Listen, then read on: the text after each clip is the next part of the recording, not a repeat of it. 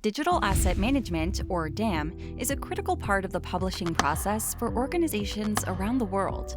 DAM software has been evolving since the early DAMs of the 1990s and has in the past decade attained maturity. What is a DAM? Expert Teresa Regli has put it: the management of digital media throughout its lifetime is the general domain of digital asset management, DAM. From a user perspective, a DAM is a place that members of an organization can find their digital assets. But what is a real DAM? When she goes into more detail, Teresa identifies 10 core ways that a robust DAM system manages digital assets. It must ingest, secure,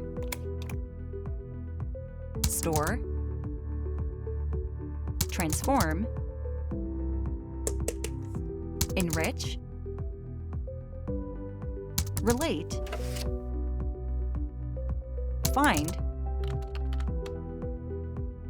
process,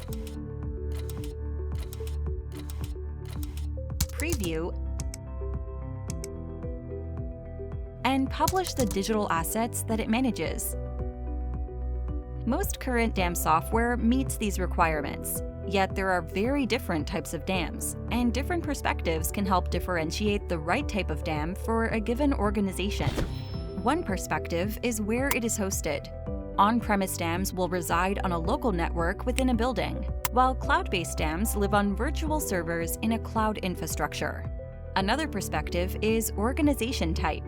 A two-person design team will have very different needs than a global, large-scale enterprise. A life sciences organization will have very different needs than an ad agency. Asset management has a natural life cycle, and while most DAMs support the entire cycle, some have more focus on a specific phase in the lifetime of an asset. Consider creation versus publishing. At the authoring or creation phase, there may be complex review and approval workflows that make sure assets are created in conformance to corporate guidelines.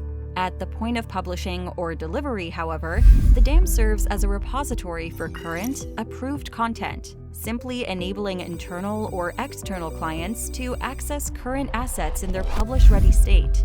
Another angle still is the type of content being maintained. The lowest common denominator tends to be images, but there's no reason that a DAM can't maintain text content, perhaps structured content such as XML and JSON. And there is a trend towards multimedia, with video becoming a ubiquitous file type, with augmented and virtual reality content pushing the boundaries. Some DAMs include robust features around things like image processing, video encoding, and server-side graphic rendition. Finally, there is a continuum across file storage solutions like Google Drive, SharePoint, Box, and Dropbox with DAMs. You wouldn't have considered Box a DAM solution when it came out, but every year, it gains more features that blurs its distinction. There are literally thousands of DAM solutions out there, and the good news is that they trend towards greater capability at less cost. The technology has generally become mature enough that there is a solution appropriate for the needs of any organization.